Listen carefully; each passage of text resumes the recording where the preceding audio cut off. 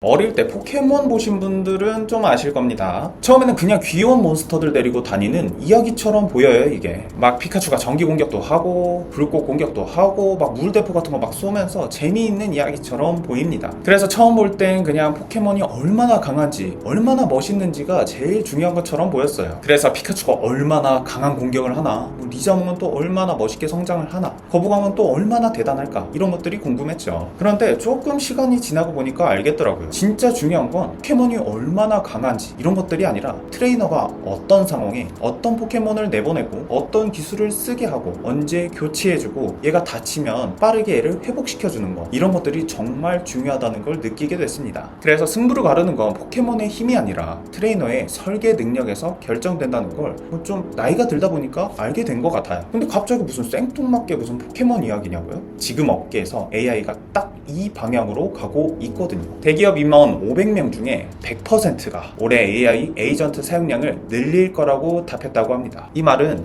아주 간단합니다. 회사들은 이제 AI를 단순히 검색창이 아니라 일을 처리하는 직원으로 보기 시작했다는 겁니다. 그럼 앞에서 직장인에게 중요한 건 대체 뭘까요? AI에게 질문을 잘하는 능력일까요? 아닙니다. 앞으로 중요한 건 AI라는 새로운 팀원을 언제, 어디에, 그리고 어떻게 투입할지 설계하는 능력이 진짜 능력이 될 거예요. 오늘 이 이야기를 그래서 진행해 보려고 하는데요. 이 이야기 들으시면서 이거 좀 흥미롭다, 내 업무에도 적용해보고 싶다, 막 이런 생각 드시면 아래 고정 댓글에 있는 직장인을 위한 AI 자동화 소모임에 바로 참여하시면 좋을 것 같습니다. 여긴 그냥 AI 툴을 소개하는 자리가 아니고 내 반복 업무를 대체 어떻게 쪼개고 어디까지 AI에게 맡기고 어디서부터는 사람이 직접 검수해야 하는지 같이 설계해보는 소모임이에요. 자, 다시 본론으로 돌아가 볼까요? 많은 분들은 아직 AI를 이렇게 쓰실 겁니다. 이거 요약해줘, 아니면 메일 초안 써줘, 아이디어 10개 짜줘, 이 문장 좀 자연스럽게 다듬어줘, 이런 방식들을 사용하고 계실 거예요. 물론 이런 것도 도움은 많이 되죠. 저도 이렇게 쓰는 것도 꽤 있습니다.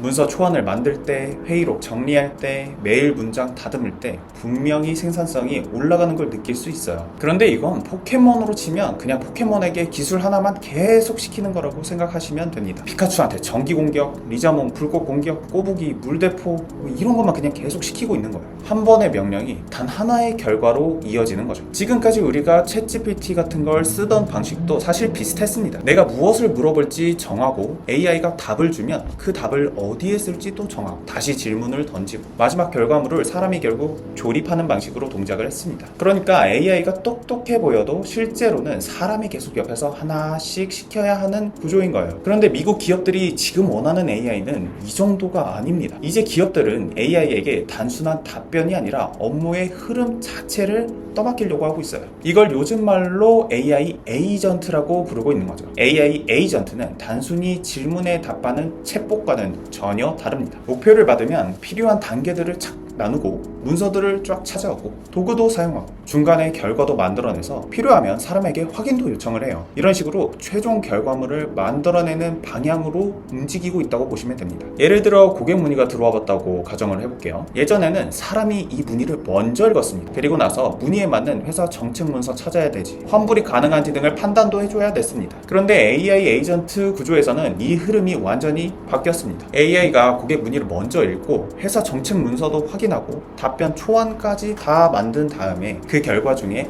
위험하거나 애매한 케이스만 사람에게 넘기는 구조로 발전을 해왔어요. 즉 AI가 단순히 말만 하는 게 아니라 업무의 여러 단계를 실제로 처리할 수 있는 직원으로서 워킹을 하고 있다는 겁니다. 이게 지금 미국 기업들이 보고 있는 AI의 방향성이에요. 크로우 AI 조사에서는 매출 1억 달러 이상의 대기업 임원 500명을 대상으로 조사한 결과 100%가 올해 AI 에이전트 사용량을 확대하겠다고 답했다고 합니다. 또 65%는 이미 AI 에이전트를 사용 중이라고 답했어요. 근데 여기서 중요한 건 단순히 AI가 유행한다, 이 정도가 아닙니다. 기업이 AI를 바라보는 관점 자체가 넘어가고 있다는 겁니다. 맥킨지의 AI 리포트에서도 비슷한 흐름이 보이더라고요. 기업들은 이미 AI 에이전트를 실험하고 있고 일부 기업들은 실제 업무 안에서 이 AI 에이전트를 확장하고 있다고 합니다. 맥킨지 자료에서 특히 봐야 할 부분들이 있었는데 AI 에이전트를 실험하는 기업은 되게 많지만 실제로 확장 단계까지 간 기업은 아직 제한적이라는 것이었습니다. 이게 굉장히 좀 중요한데요. 왜냐면 이 이 말은 AI 에이전트가 단순히 좋은 툴 하나만 산다고 해서 바로 성과가 나오는 게 아니라는 뜻이기 때문입니다. 회사가 AI 에이전트를 실제 업무에 넣으려면 업무가 굉장히 세분화되게 쪼개져 있어야 합니다. 그리고 이것은 업무를 담당하는 사람만이 가능한 작업이더라고요. 어떤 문서를 참고해야 하는지 이미 정리가 되어 있어야 하고 어디까지 AI가 판단해도 되는지 그 기준도 명확하게 있어야 합니다. 어디서 사람이 개입해야 하는지 정해져 있어야 되겠죠. 그리고 문제가 생겼을 때 이를 추적할 수 있는 로드맵도 있어야 합니다. 그러니까 핵심은 AI 자체가 아니라는 겁니다. 핵심은 AI가 일할 수 있는 구조를 어떻게 구축할 건가, 바로 이겁니다. 이 변화가 의미하는 게 대체 뭘까요? 단순히 AI 사용량이 늘어난다는 뜻일까요? 아닙니다. 회사 안에서 실행이라는 역할이 AI로 이동하고 있다는 뜻입니다. 지금까지 회사는 대체로 이렇게 돌아갔습니다. 임원은 방향을 정해주고 관리자들은 업무를 쪼갭니다. 그리고 실무자들은 이 쪼개진 업무를 하나하나 실행해 나갔습니다. 예를 들어 임원이 이번 분기에는 이 시장을 공략하자고 방향성을 정하면 팀장이 그걸 프로젝트로 쪼개고 실무자들은 자료를 찾고 보고서를 만들고 메일을 보내고 고객을 응대하고 반복 작업 등을 처리해 나갔어요. 그런데 AI 에이전트가 들어오면 이 구조 자체가 이제 흔들리게 됩니다. 자료조사, 요약, 초안 작성, 고객 응대, 단순 리포팅, 반복적인 문서 작업, 기본적인 데이터 정리, AI가 너무 잘하는 일들입니다. 물론 모든 업무가 한 번에 사라지진 않을 겁니다. 하지만 기업 입장에서 보면 반복적이고 규칙이 있고 문서화도 할 수 있고 검수 기준도 만들 수 있는데 이걸 AI를 안 쓰고 싶을까요? 근데 그렇게 되면 결국 남는 사람들은 어떤 사람들일까요? 직접 모든 걸 처리하는 그런 일을 하고 있는 사람들은 아니겠죠. 문제를 정의하고 업무를 쪼갤 수 있고 AI에게 업무를 맡길 수 있는 사람, 그리고 결과를 검수하고 위험한 판단에는 책임을 지는 그런 사람들이 살아남을 겁니다. 이건 사실 지금까지 팀장이나 임원, C레벨에게 요구되던 아주 고차원적인 사고방식에 가깝습니다. 포켓몬으로 다시 비유하자면 이렇습니다. 트레이너가 직접 정기 공격을 하지는 않잖아요. AI 시대의 직장인의 역할도 점점 비슷하다는 걸 이제 느껴지시나요? AI가 실행을 맡아 갈수록 사람은 직접 손을 움직이는 사람에서 일이 굴러가도록 설계하는 사람으로 이동하고 있는 겁니다. 그래서 저는 앞으로의 직무 변화가 단순히 AI를 잘 쓰는 사람, 못 쓰는 사람 이런 식으로 갈린다고 보진 않습니다. 더 정확하게는 실행자에서 머무는 사람과 설계자로 이동하는 사람으로 갈릴 가능성이 큽니다. AI가 실행을 맡을수록 사람에게 요구되는 건 더 많은 실행이 아니라 더 가치가 높은 판단입니다. 그리고 더 좋은 판단을 하려면 내 업무를 구조화할 수 있어야겠죠. 여기가 핵심인데 제가 이 소모임을 주최하는 이유기도 합니다. 처음에는 저도 아주 단순하게 생각을 했습니다. AI로 문서 좀 요약하고 메일 좀 쓰고 회의록 좀 정리하면 편하잖아, 좋잖아, 업무 능력 올라갔잖아, 이렇게 생각을 했어요. 그런데 실제로 회사 안에서 업무에 AI를 붙여보니까 핵심은 툴이 진짜 전혀 아니었습니다. 진짜 어려운 건 업무를 쪼개나가는 거였어요. 도메인 지식이 있어야만 할 수 있는 일들이더라고요. 특히 비개발자 동료들과 같이 일을 해보면 더 분명하게 드러났습니다. AI를 못 쓰는 이유가 무조건 기술을 몰라서가 아니었거든요. 많은 경우에는 내 업무를 어디에서부터 어디까지 나눠야 하고 어떤 문서를 AI에게 줘야 하고 어디서 사람이 직접 확인해야 하는지 혼자 판단하는 게 어려워 보였습니다. 예를 들어 CS 담당자가 고객 문의를 처리한다고 가정을 해보겠습니다. 이 사람은 매일 고객 문의를 눈으로 먼저 보고 룰북을 찾고 보상 기준 확인하고 답변을 쓰시겠죠. 겉으로 보면 단순한 반복처럼 보입니다. 그런데 실제로는 이 안에 엄청 많은 판단들이 들어있어요. 이 고객은 일반 문의인가? 아니면 불만에 대한 문의인가? 보상 대상인가? 아니면 정책상 예외적인 것들을 처리해줘야 되는 대상인가? 아니면 좀 예민하셔가지고 감정적으로 조심해야 하는 케이스의 대상인가?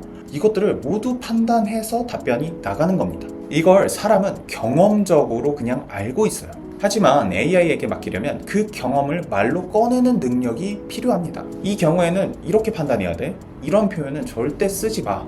이 금액 이상은 사람에게 넘겨서 판단을 요구해. 확실하지 않으면 절대로 그냥 넘기지 말고 확인이 필요하다고 표시를 해줘. 이런 것들을 진행해야 돼요. 이런 식으로 여러분들이 기준을 많이 만들어 나갈수록 AI는 정확하게 워킹을 합니다. 그래서 AI 자동화의 진짜 진입 장벽은 코딩이 아니고 자동화 툴이 아닙니다. 진짜 장벽은 내 업무를 AI가 이해할 수 있도록 꺼내는 그 과정이 진짜 장벽이에요. 정리하면 이렇습니다. 미국 기업들이 AI 에이전트를 늘린다는 건 단순히 AI 툴을 더 많이 쓴다는 뜻이 아니었고요. 회사의 역할 분배가 바뀌어 나가고 있다는 뜻입니다. AI가 실행을 맡으면 사람은 판단과 설계를 맡게 되는 거죠. 그리고 그 판단과 설계는 지금까지 관리자와 C레벨에게만 요구되던 능력이었어요. 이렇게 C레벨에게만 요구되던 능력들이 앞으로 모든 직장인들에게 중요한 능력으로서 자리매김을 하게 될 거예요. 내 업무 쪼개고 AI에게 맡기고 사람이 검수하는 구조를 만들어내는 능력들을 기르셔야 해요. 그러니까 단순히 프롬프트가 아니라 업무를 설계해보시라는 뜻입니다. 그래서 제가 준비하는 직장인을 위한 AI 자동화 소모임에도 AI 툴을 많이 소개하는 건 아예 없습니다. 각자 실제로 하고 있는 반복 업무를 가져와서 그 업무를 어떤 단계로 쪼개볼 수 있는지, 그리고 어디까지는 AI에게 맡겨야 되고 어떤 문서를 넣어줘야 하는지, 이런 것들을 각자 직접 구현하면서 진행하는 소모임이에요. 단순히 AI를 공부만 하는 게 아니라 내 업무 하나를 실제로 줄여보고 싶은 분들은 아래 고정 댓글 링크로 바로 참여해 주시면 되겠습니다. 그리고 조직 차원에서 AI를 어떻게 도입해야 할지, 또 우리 팀의 업무를 어떻게 AI와 연결해야 할지 고민인 분들도 참여해 주시면 너무 좋을 것 같아요. 저는 앞으로 AI 툴 자체보다는 AI로 바뀌는 업무의 방식과 직무 변화, 그리고 그 안에서 직장인들이 어떤 역할로 이동해야 하는지를 계속 다뤄보려고 합니다. 이 영상이 도움이 되셨다면 구독과 좋아요 부탁드리고요. 긴 영상 봐주셔서 감사드립니다.